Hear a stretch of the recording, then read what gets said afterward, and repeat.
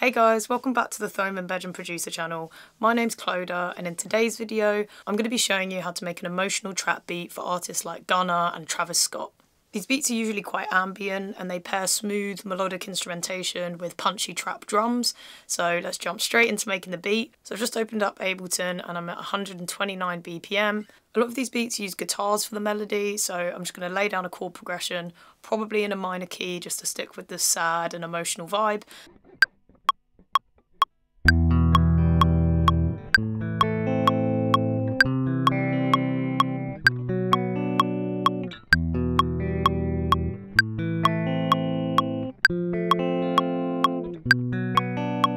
I've just fixed the timing on the chord progression.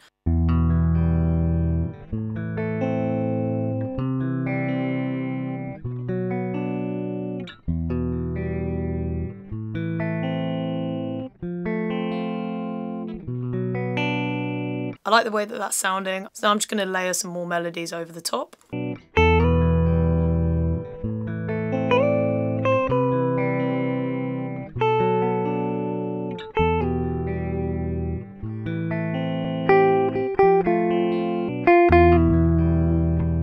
Nice. I'm just gonna have a little look at the warping and just see if there's anything that needs changing timing wise. So the chord progression I did is in E minor, then just a sort of simple melody over the top. It's definitely giving that emotional vibe that we're looking for. I'm just gonna group them so that when I add effects that they are added to both of them at the same time. I'm just gonna put a bit of RC20 on it. Yeah, just gonna add some space.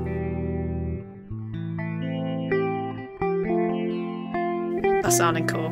Very spacey, very reverby guitar, giving it that ambient feel. I'm also going to add an EQ to get rid of some unwanted frequencies. I'm just going to turn the gain down on those last two notes because they're a bit louder than everything else. So now I think I'm just going to look for some vocal samples just to sit on top of the melody. So I found this vocal sample from Splice that I think will sound pretty good. So I'm just going to drag it in, but I just need to change the pitch because this is in F sharp minor and our beat is in E minor.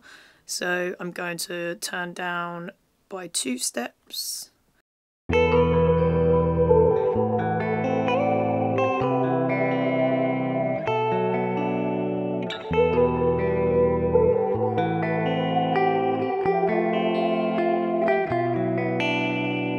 I'm really liking how that vocal sample sounds underneath the guitar, and now I think I'm just going to layer a pad underneath as well. So I'm just going to open up Complete Control to find a pad to go underneath it. And then go into synth pads.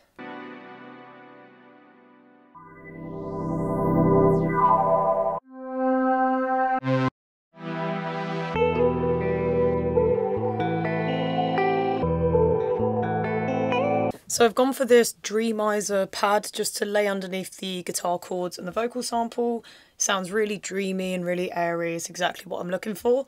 And this is what the pad sounds like.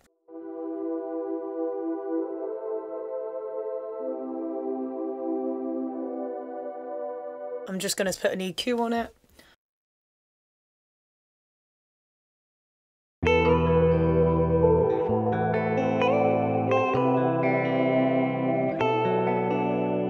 Now it's time for some drums. So for the drums, I'm going to start with the snares. I'm going to open up a drum rack in Ableton and drag in the snares that I've chosen from Splice. Got them linked up to my MIDI keyboard.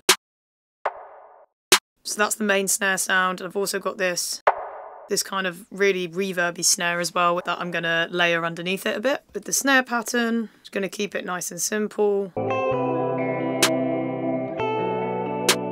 In trap beats, there's a big use of ghost snares. So here on the 4th bar, you want to make sure that you lower those velocities of the ghost snares. I'm going to put that sort of reverby snare underneath every second snare. And now for the hi-hats. Hi-hats in beats like this is really what kind of gives it the bounce. And I'm going to show you a trick that I learned in a decap video, which involves using the drum rack on Ableton.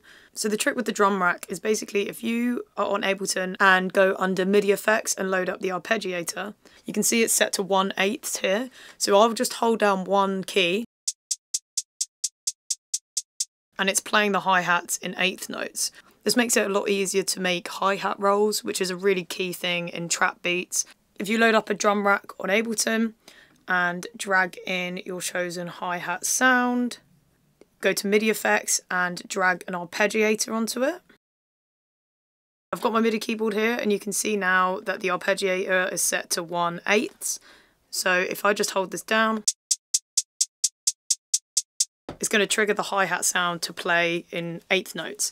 And what's cool about this is it can really be helpful for genres such as trap, because you can speed up the rate to...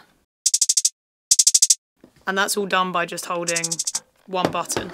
And this can make it a lot easier to make those sort of trap hi-hat rolls. What I want to do now is if you hold Option and duplicate the hi-hat sounds, you can then basically change the rate for different pads, so then you can play it on your MIDI keyboard instead of manually drawing it in.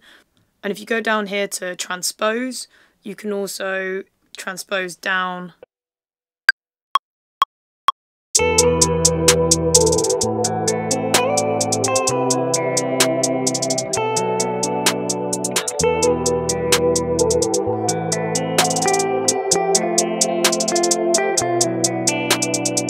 So that wasn't exactly perfect, but I can just go into the MIDI editor now and just clean up the bits that I don't like. But I feel like it's an easier way to get those hi-hat rolls in. If you don't like working in the MIDI editor or want to have more of like a hands-on approach, definitely use this trick, but hopefully it will help you when making trap hi-hats. So now I'm going to record the kick.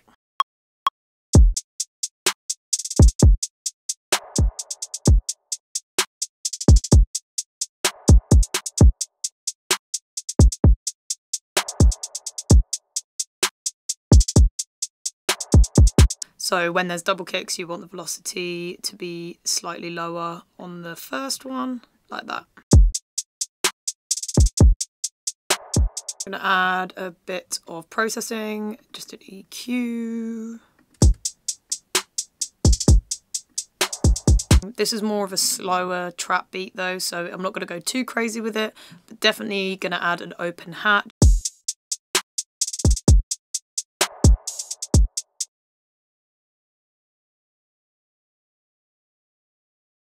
With these emotional trap beats, the 808 isn't normally as complex as other trap beats. Sometimes in those sort of harder trap beats you can get those crazy glides and stuff like that. But with the slower and more sad beats, usually the 808 isn't that complicated. It's kept nice and simple and just keeps the beat moving along. So I'm going to keep the pattern pretty simple. If you don't really use 808s and you're not sure where to place them in the beat, a little trick is basically copying and pasting the kick pattern and then having an 808 hit every time the kick hits. Doesn't have to be every time, but when a kick hits and the 808 hits at the same time, it can make it sound more impactful.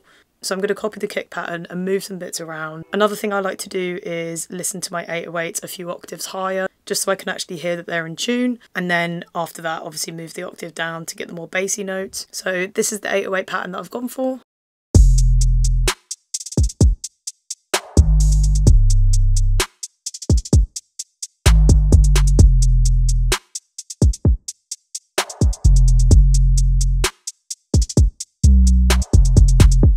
I'm really happy with how this is sounding. I think it's ready to arrange. With the arrangements, it really is just a case of moving stuff around, bringing different elements in and out. And another thing that I've done in the arrangement is taking the guitar melody, the vocal sample, and the pads. And if you export the 3 tracks as audio, they'll merge together into one audio track. Put on the pitch shifter and basically take it down by 12 semitones. And this just gives quite a nice effect for the intro coming into the beat. And this is what the final beat sounds like.